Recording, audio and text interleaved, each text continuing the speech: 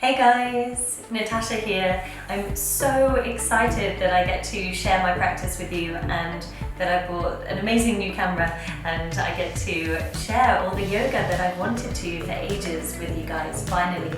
Today I want to share with you a practice for the hamstrings.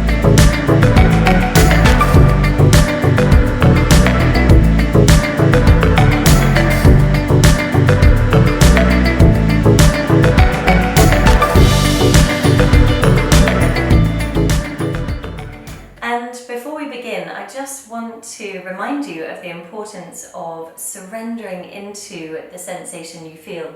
You know, it's so easy to get into a pose and resist or tense or tighten a certain area when we're working into deep stretches. So if you can, try to stick with the very edge of the stretch and breathe into your edge. So as you breathe into it, the edge moves away from you and then potentially you can go a little bit further. But be patient with your body and actually allow yourself to soften. So we can often be tense within the energetics of the pose and this can cause physical tension. So if you can, feel into the inner environment, and then as you feel into the inner environment, just notice if there's an energetic disruption or if you're tensing or tightening in some way, and cultivate a complete body surrender. So you almost give yourself over to whatever sensation is arising. So let's give it a go. Come to your mat and make sure you have one block handy, so this can be quite handy later, and come to child's pose. Send your knees really wide here. Sink your sit bones back towards the heels and allow your head to rest on the ground. And here we'll take a few releasing breaths. So deep breath in through the nose. And as you exhale, open the mouth, big exhalation. Long, deep breath in through the nose. And a big exhalation. And then one more. Inhale deeply and fill the entire back body. And big sigh.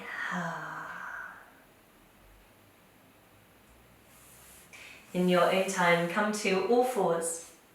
Bring the palms underneath your shoulders and check in with your knees here. Make sure they're hip width apart. As you breathe in, lift the chest and the tail. And exhale to round through the whole spine. Lift the navel and relax your head. Give it a shake. As you breathe in, rise to cow stretch.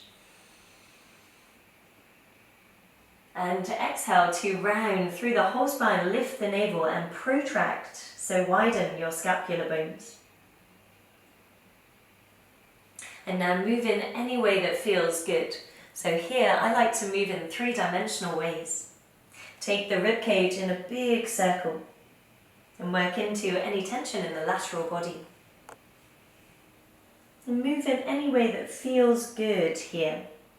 So you may choose to press your hips one direction and then the other. And just working into areas that feel quite tight and can often feel the tensions of the week. Perhaps you move through an almost ripple effect through your spine. So tilt the sit bones back as you press your hips back and round forwards.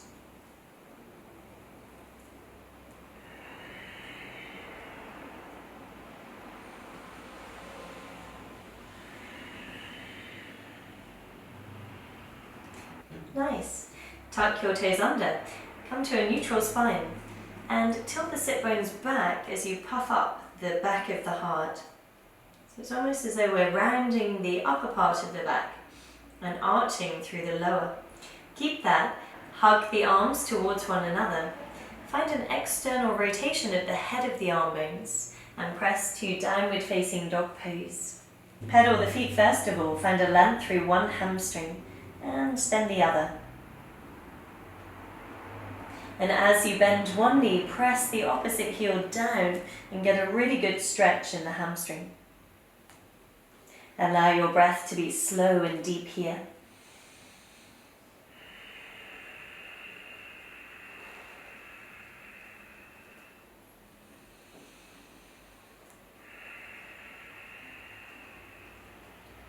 And in your own time, walk your feet all the way to the palms. And come to a forward fold here. Do grab your block if you need to. Place it underneath both palms. Align the big toes slightly inwards so the second toe lines with the center of the ankle. And this tracks all the way up to the ASIS bones, so your bony hip joints. Allow the head to hang forwards here. And let go of any tension along the spine.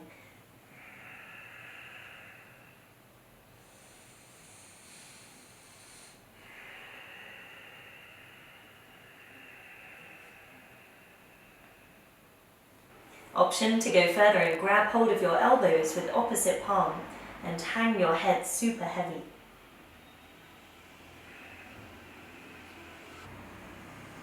I like to nod and shake my head, yes and no.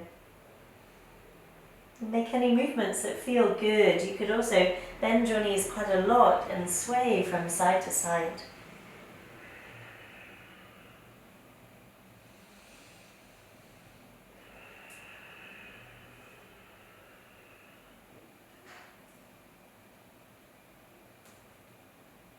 And feel into surrender. So just how much can you soften the musculature along the spine? You may need to bend your knees to get the softening and length in the spine. And then once you find that your body opens, you may start to straighten your legs once more. Let everything go, so the weight of the arms, the weight of the head, everything heavy and relaxed.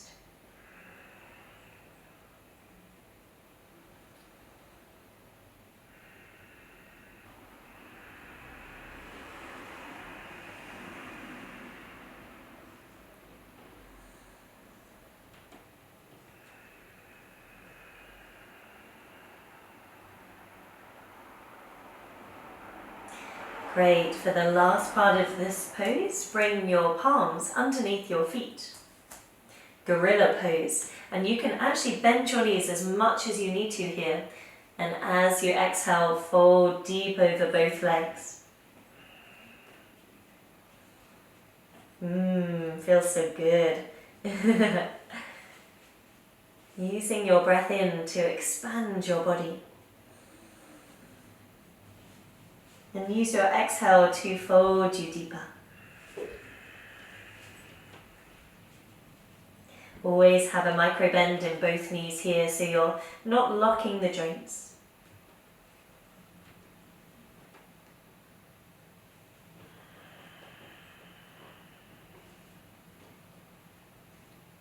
And from here, bring the palms back to the ground. Walk your feet wide. And turn your toes out, heels in. Sink into a squat. If you require some support under the heels, you can grab a block and place it underneath both heels. So this could be good. Or another yoga mat, a spare one, and place it under the heels like so. And then you can sink down with your pelvis towards your heels. So it's very much up to you where you want to go. Have your palms together, elbows in between both knees, and widen your knees with the help of the arms. Grow taller and wider in your pose. Close the eyes and move the attention to the hip flexors.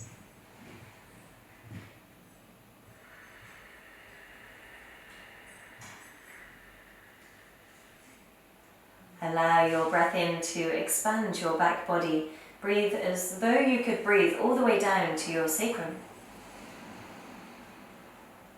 Fill the back ribs, expand the back of the chest. And exhale to soften and surrender. You may even find it's beneficial to rest your forehead on both palms. This brings the attention immediately to the third eye, the Ajna chakra. And if this feels good, then remain here. If not, you can always lift your head once more. We have just 3 more deep breaths.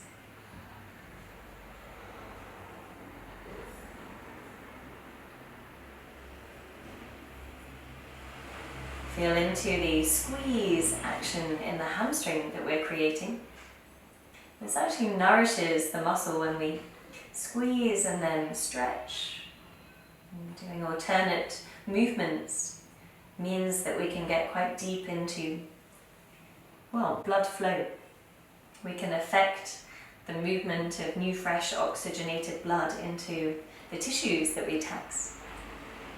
In your own time, bring the palms in front of you, lengthen through both legs, step away from any props that you had. We won't need them until later, or at all. And bring your feet wide. Bend your knees deeply. This time, interlace the palms behind you. Breathe in to rise halfway. And exhale, fold deep over both legs. This is amazing rotator cuff therapy, at the same time as opening the hamstrings.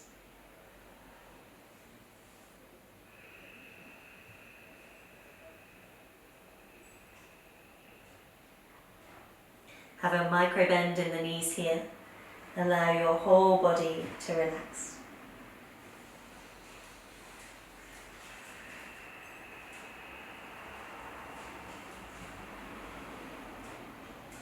Over the course of the pose, you may choose to work your legs straight and just go to a place where it feels good.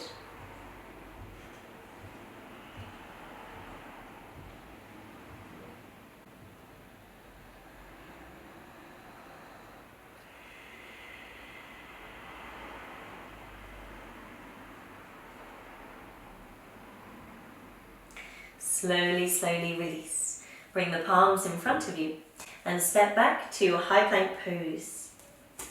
Hold your high plank here, charge the legs, make them strong. And as you round the upper spine, bring a slight kyphosis to the upper back. And this will work your straight arm scapular strength. As you press your heels straight back, connect to the core, charge your legs, make them strong. Hold here for 1 minute. Keep lifting the upper back towards the ceiling and keep the roundedness of the upper spine here. If you are shaking, then that's a good thing. And actually, the shakes and wobbles are the very thing that grow us even stronger. So don't be afraid to get to a place where you're working so hard and you're shaking and quivering, because actually, this is how you create the most change.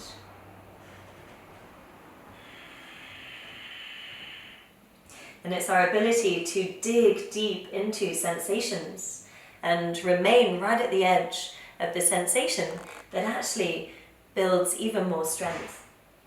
So strength is, of course, muscular, but there's a lot to do with the mind too. So overcoming that voice that says, I can't do it, I can't hold any longer, which you're probably thinking right now. Hold here for 5 more breaths. 5. And 4. 3. Keep rounding the upper spine. 2. And 1. Hey Melzy, how's it going? Release your knees to the ground. Whew.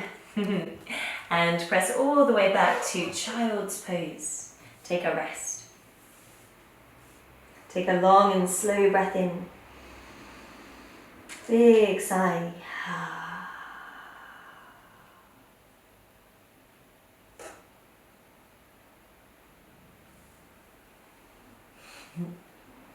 Well, that woke me up.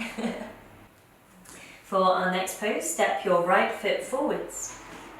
And walk your foot so it's in the center of the mat. You can use a block here if you find it beneficial. So you can always have a block underneath the palm to rise you. And as you bring your fingertips to either blocks or the floor on the outside of your right foot, flex your foot and draw the toes towards the knee.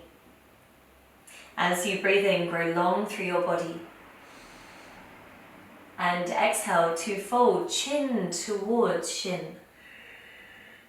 And it doesn't matter if we're upright and we simply intend the chin towards the shin. I think there's only a few people that can actually bring their chin to shin. But the intention brings a greater traction the whole length of the hamstring. So let's do it again. Deep breath in. Exhale, chin to shin. Ooh. Take a breath in to lengthen. Ripple forwards and exhale, chin to shin.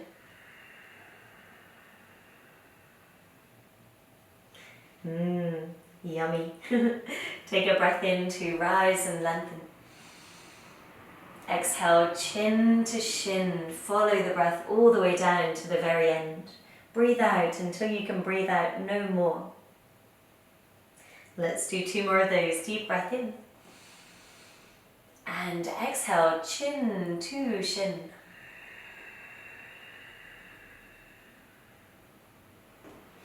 And 1 more. Keep the right outer hip backwards here, so it's in line with the left. Take a breath in to rise and ripple. Exhale, chin to shin.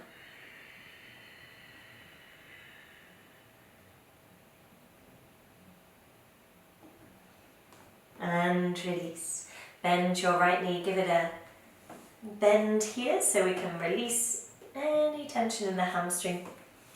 And make any movements that feel good. Let's press back to downward facing dog pose. And as you breathe in, rise both heels, ripple forwards like a wave, high plank pose. Move through a short flow, exhale, chaturanga, slow. Breathe into baby cobra or upward facing dog. Draw the shoulders back, press into both palms. And exhale to downward facing dog pose or child's pose, whichever feels best.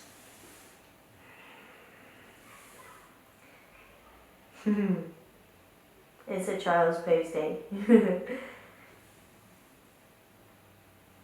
In your own time, step your left foot forwards. And walk your foot to the center of the mat. Shift your hips backwards so your right hip aligns on top of right knee. And flex your left toes towards your left knee. Take a breath in to rise and ripple forwards. As you exhale, chin reaches energetically towards shin.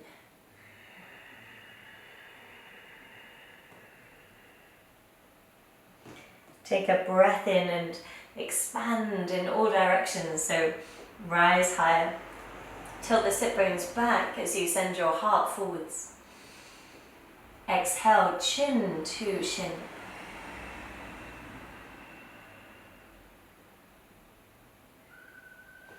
Oh, that was really intense. Take a breath in to rise and lengthen.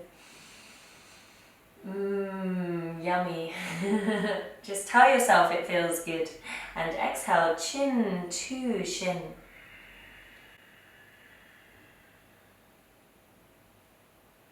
Follow the breath all the way down to the very end. And breathe out until you can breathe out no more.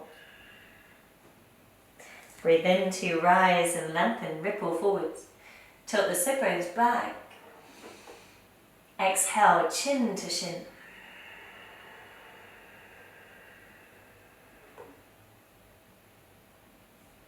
Good, just do 2 more of those, so inhale. And even if your chin moves 2 inches or 2 centimeters, then it's still working. If you're feeling something, you're in the right place. And as you exhale, chin folds to chin.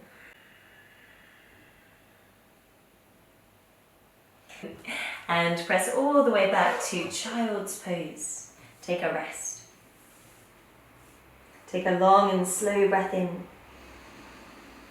Big sigh.